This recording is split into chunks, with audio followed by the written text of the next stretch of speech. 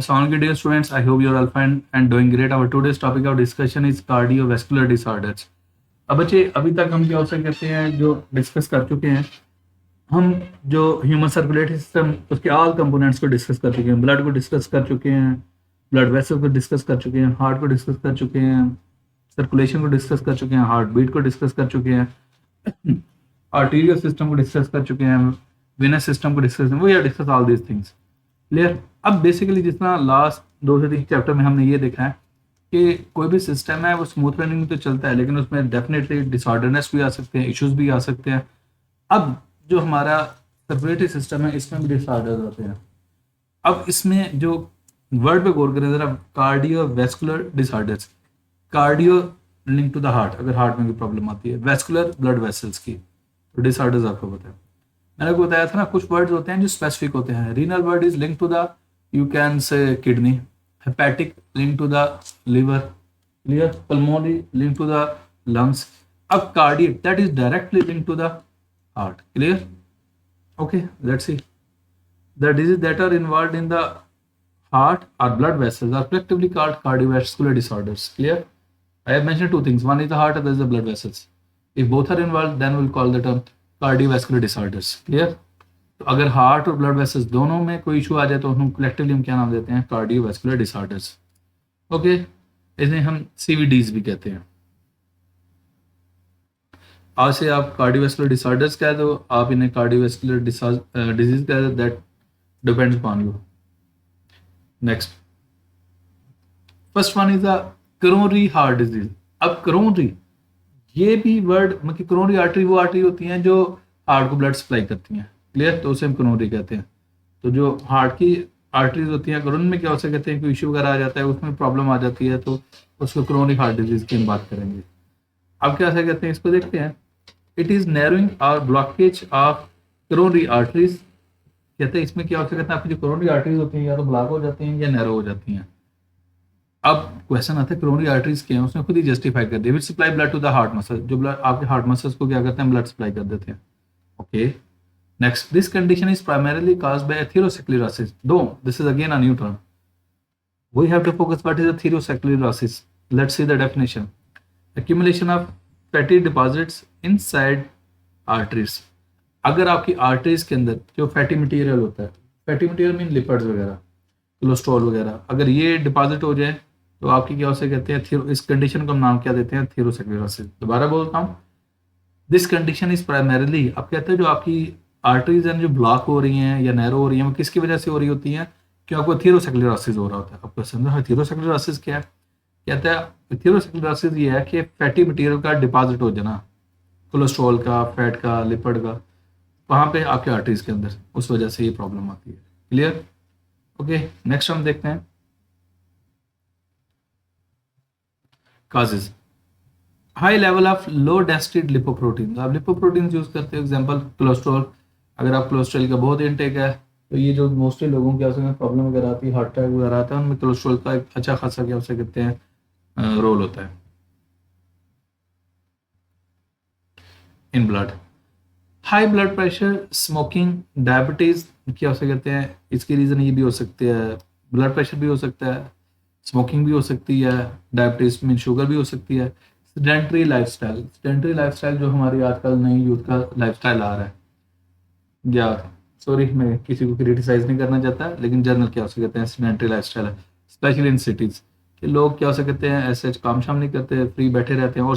और वो भी जो क्या हो सकते हैं, हमारे बहुत सारे क्या हो सकते हैं, आपके भाई भी हो सकते हैं, आपके पेरेंट्स भी हो सकते हैं, मदर भी हैं, जिनके ज़्यादा जो जॉब रूटीन है या बिजनेस के नेचर है, जिसमें क्या होते हैं ज़्यादा ऑफिस सिटिंग है, उनकी लाइफ में अगर फिजिकल एक्टिविटी नहीं है तो फिर ये क्या हो सकते हैं, टॉक्सिक है, डेंजरस है। उसे हम कहते हैं सेडेंटरी लाइफस्टाइल जिसमें फिजिकल एक्टिविटी ऐसा ना हो। तो we suggest you running, walking or physical activity, gym, sports, cricket, football, whatever you like. आप जो भी करें, आप कुछ नहीं कर सकते तो घर में क्या होता है, टेबल टेनिस का टेबल रख लें, वो प्रैक्टिस कर लें, वो भी आपकी एक फिजिकल एक्टिविटी है। एनीवेज, और टेबल टेनिस में स्पेशली इसलिए करें क्योंकि मुझे पसंद है, इसलिए मैंने रेफर कर दिया। Anyways, symptoms, asymptomatic in early stages. कहते हैं स्टार्ट में ना आप अक्सर सुनते हो जी हाँ उसके अचानक हार्ट अटैक है, वो मर गया, उसकी डेथ होगी। स्टार्ट में इसके सिम्टम्स ही नहीं होती, पता ही तब चलता है जब आपकी क्या हो सकती है प्रॉब्लम हो जाती है। Anyways, may lead to the chest pain, आपकी चेस्ट में पेन होगी, और discomfort as the condition progresses, जैसे कंडीशन बढ़ती जाती है आपकी क्या हो सकता है, चेस्ट है सीने में ना दर्द ज़्यादा होती जाती है। रिस्क फैक्टर्स, फैमिली हिस्ट्री, बाद लोगों की उसमें फैमिली हिस्ट्री भी होती है। ओबेसिटी, मोटापा, ये भी एक रीज़न है। मोटापा जाहिर बात है आप आइएगा, अगर आपकी सेडेंटरी लाइफस्टाइल है, आप कुछ करते नहीं है, फिजिकली एक्टिव नहीं है, तो that can lead to the obesity. अच्छा, हाई ब्लड प्रेशर हाई हो फिर भी प्रॉब्लम होती है। हाई कोलेस्ट्रॉल लेवल क्या हो सकता है, ये फिर भी प्रॉब्लम हो सकती है। एंड लाइफस्टाइल, आपकी बहुत सारी चीज़ें, आपकी शुगर है, आपकी ओबेसिटी है, आपका ब्लड प्रेशर है, ये 60 से 70% डिजीज ना आपके एक्टिव लाइफस्टाइल से क्या हो सकते हैं, वो हो जाती हैं, क्योर हो जाती हैं। अच्छा, इसमें पता क्या है, हमारे ना थोड़े जो ब्राउन पेरेंट्स होते हैं ना, brown parents mean Asian parents, इनके भी थोड़ा सा क्या हो सकते हैं। अब मैं अपनी बात करता हूँ, when I was quite young, क्या हो सकते हैं, स्कूल गोइंग, कॉलेज गोइंग, तो मुझे क्रिकेट बहुत खेलने का शौक था, बहुत खेलता था। मेरी अम्मी ने मुझे, और जिम जाने का थोड़ा बहुत शौक था, अम्मी ने डांटते रहना, आवारा हो जाओगे, पढ़ोगे नहीं, ये करोगे वो करोगे, छोड़ दो बस, पढ़ो पढ़ो। अब हुआ क्या, वो काम छोड़ता गया, आप डेफिनेटली प्रोफेशनलिज्म में आगे जॉब होगी। अब फिजिकल एक्टिविटी है ही नहीं। अब अम्मी फिर मुझे गालियां देती रहती हैं कि जाओ खेलो, जिम ज्वाइन करो, क्रिकेट खेलो, ये करो वो करो। तो ये लाइफ ट्रेंड्स चेंज होते रहते हैं। मैं एज बीइंग टीचर आपको अभी से सजेस्ट करता हूँ, एक वैसे कहते हैं life, your life should be balanced one. Specific time रखें पढ़ने के लिए और स्पेसिफिक टाइम रखें अपने फिजिकल गेम के लिए। I am not suggesting mobile games. Anyways, prevention, healthy diet, जो डाइट है, और ये मैं सारी चीज़ें इसलिए डिस्कस करता होता हूँ क्योंकि हमारा टीचर का रोल जस्ट ये नहीं होता कि जी बुक में ये है, बुकिश नॉलेज आपको दे दें, वो आप किसी भी टीचर से पढ़ लोगे। साथ हमने आपकी क्या पर्सनल ग्रूमिंग भी करनी होती है, आपको अच्छी चीज़ें भी सजेस्ट करनी होती है। एनीवेज, प्रिवेंशन, हेल्दी डाइट, आप डाइट अच्छी लो, रेगुलर एक्सरसाइज करो। स्मोकिंग सेसेशन मीन स्मोकिंग छोड़ दें, management of blood pressure, definitely जब आप फिजिकल एक्टिविटी करेंगे तो ब्लड प्रेशर आपका मेंटेन रहेगा। और आपके जो खाने वगैरह खाते हो उनमें साल्ट की कंसंट्रेशन कम रखें। एक याद रखिएगा, दो चीज़ें, वाइट पॉइजन जिसे हम कहते हैं, एक साल्ट, दूसरा शुगर, दोनों का कलर वाइट ही होता है। इनको मॉडरेट, चीनी तो कम कर दें और साल्ट भी आपका कम ही होना चाहिए।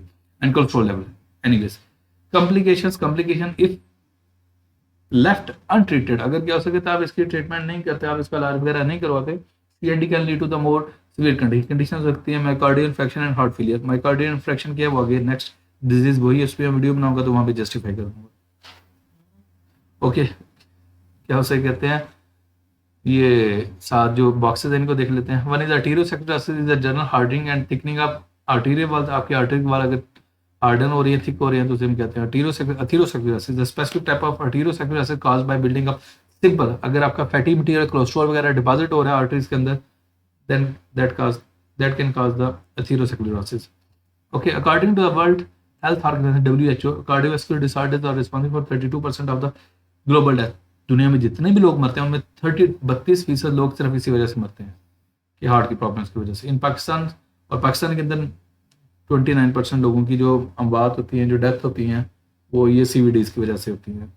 तो ट्राई टू मेंटेन, इसको अभी से अपनी एक लाइफ स्टाइल रूटीन सेट कर लें, और अपनी भी सेट करें, और आपके जो पेरेंट्स हैं और ग्रैंड पेरेंट्स हैं उनको भी इंसिस्ट करें, उनके भी लाइफ स्टाइल चेंज करें। बहुत सारे पेरेंट्स ऐसे होते हैं जो अपने बच्चों की क्या हो सकता है गोदों में लगे होते हैं, अपनी लाइफ पे क्या उन्हें कोई फोकस नहीं होता। आपने उन्हें कन्विंस करना है कि बाबा मामा you have to go on the walk, you have to remain physically fit, आपने फिजिकली फिट रहना है। ये सारी चीज़ें अपने पेरेंट्स से डिस्कस करें, अगर आपने अपने पेरेंट्स का ख्याल करेंगे तो कौन करेगा।